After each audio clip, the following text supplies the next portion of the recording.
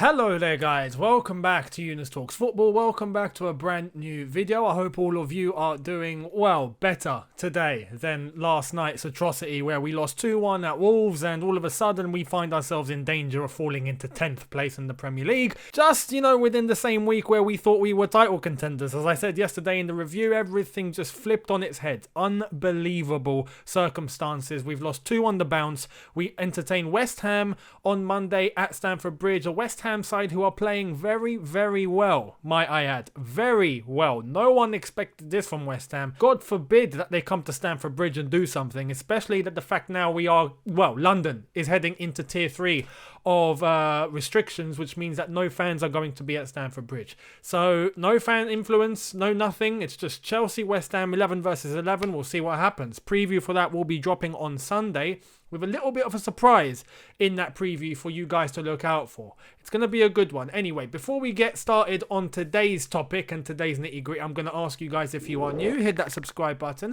hit that notification bell to be notified once I've uploaded, and smash the like button for me as it helps me out a lot. So thank you all so much. Now, on the back of yesterday's terrible result, 2-1 at Wolves, we lost. Yes, another 3 points down the drain. I wanted to analyse on two things. I wanted to speak about Timo Werner and Kai Havertz, and I wanted to analyse Frank Lampard's comments after the game was said and done. Why? Because he said a couple of interesting things. Not necessarily agreeing with what he said, but kind of questioning what he said and in what manner he said it. Anyway, we'll get to that shortly. Firstly, Timo Werner and Kai Havertz. Kai Havertz, mainly, we have come to terms now that he's struggling.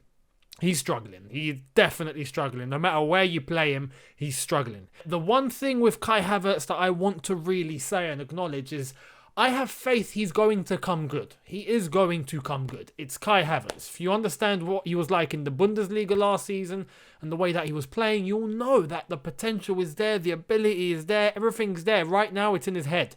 As far as I'm concerned, I think it's in his head. I don't think it's even a question of fitness anymore, because he should be fully recovered. If not, he shouldn't be playing. It's as simple as that. If he's not 100%, or he's not close to 100%, well, he shouldn't be on the pitch. So I have full faith in the Chelsea staff that have checked him and know that he's fit. And the way that he's been training, he's showing that he's fit. So I don't see that as much of an excuse. I think it's all psychological. I think as a young 21-year-old, and yes, he's got a massive price tag on his back, but that's something he didn't ask for. He played really well in Germany. Chelsea bought him. He can't help that. But the fact remains, he's a 21-year-old who is trying to adapt to the Premier League, and it might take a bit of time.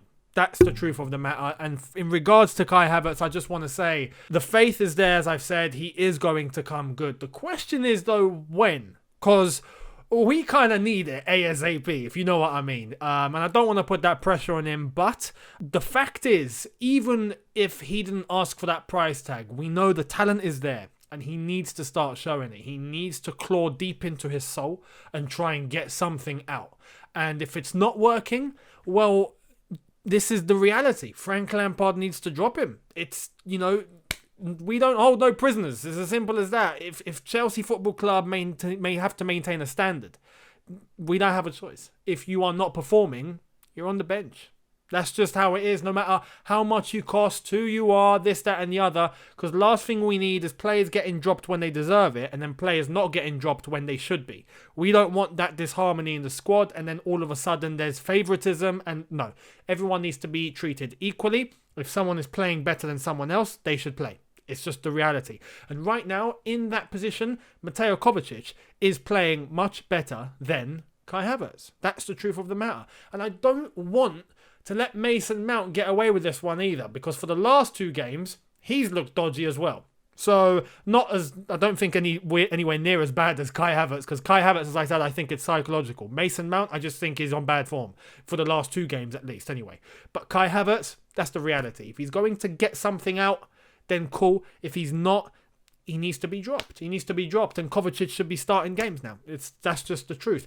Timo Werner, I've got a bit more sympathy for, because, let's face it, he's not a winger. Now we know he's definitely not a winger. Yes, we've had to try and adapt to our injuries, and we've had to try and use Werner in a way where we are not jeopardising our attack in the absence of a couple of wingers. Ziyech and Hudson-Odoi are out, so we've had to try and play him on the wing. Now, If that's not working, which was evident at the Everton game, and this is why for the preview to the Wolves game, I suggested let's bin the 4-3-3. If we can't play without wingers, let's bin the 4-3-3. A 4-3-3 is a formation that requires wingers. If we don't have it, use a formation where you're not relying on any wingers, right? You got your fullbacks doing the job and you're relying on your midfielders and strikers to get everything done in the middle, which is something, again, that I said should have been done in the Wolves game because the opportunities were there, clear as crystal. The space was there. The men were there. We just weren't playing that way. It was always just to the wing, cross the ball, to the wing, cross the ball, to the wing, cross the ball. So predictable. And when you have wingers like Timo Werner, who's not a winger, he's a centre forward, well, it doesn't help. It doesn't help making the same mistake 2 games in a row. It was clear against Everton. It's not working. For the Wolves game, you got to change it. Frank Lampard didn't. And one thing on top of that is, for the second half, he didn't put Pulisic onto the left-hand side like he should have. He left him on the right-hand side and left Timo Werner on the left-hand side. When Pulisic, we know, can perform better on the left-hand side, as he was in the first half of yesterday's game at times, we saw that. Timo Werner on the right, well, why switch him? There's absolutely no reason to. So Timo Werner, I have a bit more sympathy for. I think we can still utilise Timo Werner as long as he's playing as a striker.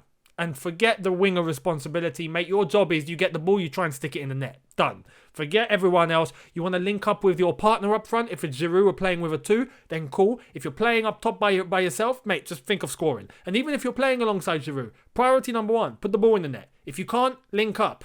That's it. Don't have the winger mentality of trying to dribble, cut in, create a chance, try and get an assist, as well as maybe try and score. It's too much responsibility. The fact that his first touch as well was a bit appalling. That's regardless of position, I think that's safe to say.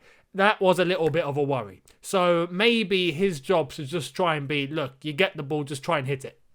Forget everything else, mate. Just try and put the ball in the net. And, you know, we didn't do that. So we'll wait and see in terms of what happens with our injuries. And if that's the case, just try and stick Timo Werner up front again. If it means playing with a 2 or if it means dropping Giroud, which I don't really want to do because he's getting the goals, then, yeah, maybe Werner as a centre-forward is the only option. Now, in terms of Frank Lampard, he said a few things after yesterday's game, and I wanted to show you exactly what he said, and let's run through it. So this is what I saw. This is the article that I came across. Frank Lampard questions Chelsea mentality after 2 defeats in 4 days. Now, I'm not one to just take headlines and just, yeah, this is what he said. No. Newspapers and whatnot, they try and, add a bit of spice to the headlines just to get your attention. It's clickbait. It's going to happen. Let's go into the article and see what he actually said, and we'll dissect it. Here it is. Frank Lampard questioned his players' mentality after Chelsea missed a chance to go top of the Premier League by slipping to a second successive defeat. Even though they did not play well, Chelsea put themselves on course for victory at Wolves when Olivier Giroud scored early in the second half. Daniel Podence equalised before Pedro Neto hit a winning goal in stoppage time. We should have seen the game out, Lampard said. If you're not playing well, which we weren't, you should hang on, not allow counter-attacks. Well, why weren't we sitting deep then? This is what I was trying to say. Why were we not sitting deep in that case? Why were we having to try and attack and actually try and score after getting the first goal? We got the first goal, just come back. We weren't doing that. Anyway, let's keep digging. He hinted some Chelsea players may have become complacent after enjoying a 14-match unbeaten run before Saturday's defeat at Everton and advised them to reflect on that before Monday's home game against West Ham.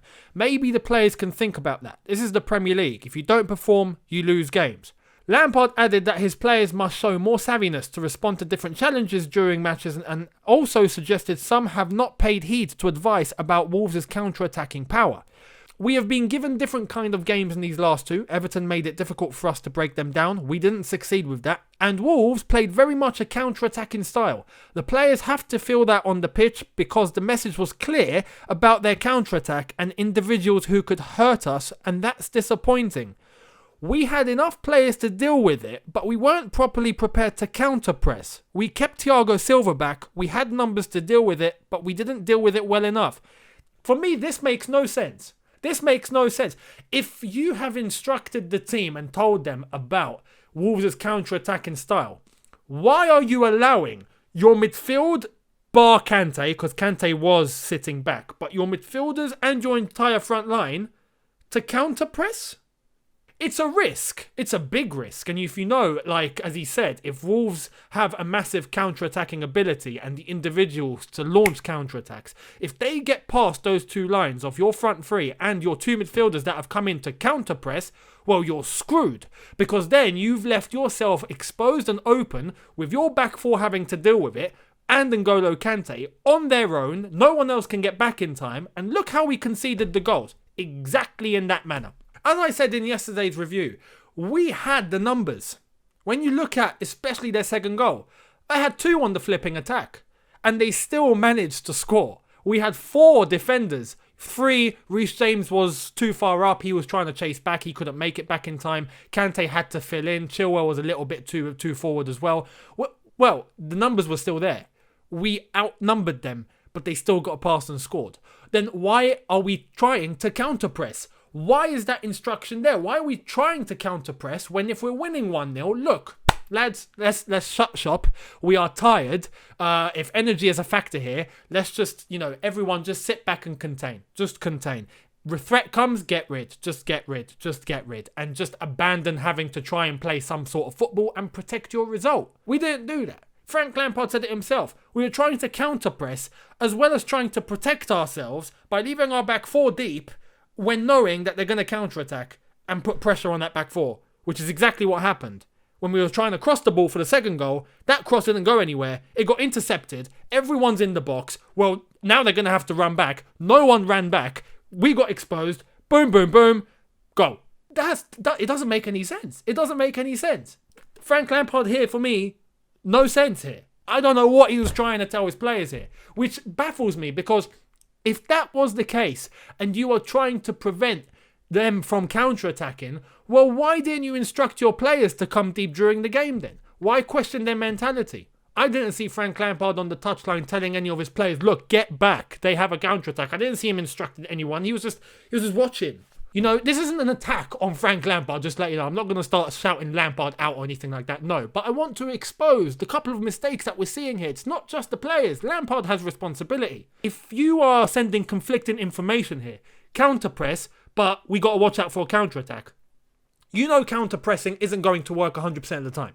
Unless if you're phenomenal and you've got the energy. Now, we didn't have the energy. As Lampard goes on to say, let's check this out. Lampard offered some mitigation by suggesting the busy schedule may have affected their energy levels. There could be some fatigue, he said. I hate to say it after a defeat because it feels like an excuse, but even in the first 60 minutes when we were the better team, we didn't have a zip about us. We've travelled up to Everton, come back and then travelled to Wolves, but everyone is in the same boat. We have a couple of injuries in areas which means I can't make too many changes, so I understand that side of it. Well, why tell your players to counter-press then? That's energy consuming. If your players don't have the energy, right, you said you detected it from minute 60.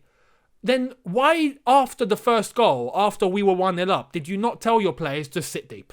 Conserve your energy. We've got a heavy schedule. Conserve your energy, protect the 1-0 lead at all costs. Just sit back, make life difficult for Wolves. They can't counter-attack. Man mark their strikers, man mark their front line. Do not let them go anywhere. Threat averted. We have the capabilities to do that. Why are we trying to counter-press, leaving ourselves exposed in the middle, which is exactly what happened. Wolves launch counter-attacks, put our backline under pressure, they score. For me, what he has said makes zero sense. Completely conflicting information. And then he went on to say, yes, we got tired, energy levels were down, but everyone is in the same boat. Well, yes, I agree with that one. So why mention it? That's an excuse trying to be used when you know that everyone's in the same boat. It's not just Chelsea that have low energy levels. The schedule is affecting everyone here. Wolves, look at their schedule. They went to Arsenal, beat Arsenal in London, went back, went to Liverpool, got battered 4-0, came back home, lost, and then they beat us. I mean, everyone's in the same boat here. Energy levels or whatnot. Everyone's travelling. Everyone's got the same hectic schedule. It's not just us. That's like Ty from AFTV saying, oh, we lost because it rained. I'm sorry, did it rain just for one team or did it rain for both? You can't use that excuse. So for me, Frank Lampard here, again, no sense. And this is what I have a little bit of worry with. Is he confusing the players with instruction? Is it too basic? Is it too contradictory? Maybe. I don't know. But look, I hope the West Ham game onwards, we spice things up a little bit. We have 6 days of rest, yeah? energy level is not an excuse for the West Ham game. We have 6 days of rest and recovery. We play on Monday. Yesterday was Tuesday. So, that's enough time for players to get back into gear. And try something new. If this 4-3-3 and the wingers are not working, or at least put Pulisic on his right side. There were errors there made by Frank Lampard, and I felt that what he said after the game was trying to just deflect everything off him, and I don't like that. In any manager, whoever you are, I don't care. Frank Lampard, absolute legend at Chelsea. We know this. He is regarded so highly, it's unbelievable. What he's done for Chelsea is ridiculous. Yeah? Legend of the highest stature. But no one gets away with trying to deflect blame. No. If you have responsibility, you say you have responsibility. You can make it clear that the players have responsibility as well, and they've made mistakes. Cool. If you have validation to it, yes. But if you've made mistakes too, you've got to own up to it. And it's as simple as that. Yesterday, Lampard had blame there. Definitely did. So, anyway, let me know what you think in the comment section below. Do you agree or disagree with my analysis of Werner, Havertz and Frank Lampard's comments after the game? And West Ham, bring them on, and hopefully we can get back on track and get another 3 points, hopefully, and end this little mini run of defeats. I don't like it. It's too Arsenal-esque. Anyway, hey, we got to play Arsenal soon. I shouldn't talk. You just never know at this stage, really. You just never flipping know. I'll see all of you soon. Hit the subscribe button if you are new. Hit the notification bell to be notified once I've uploaded. Smash the like button for me. It helps me out a lot. Thank you all so much. And I'll see all of you tomorrow for a brand new video. Thank you so much for watching. Have a good one. Look after yourselves. Take care and peace.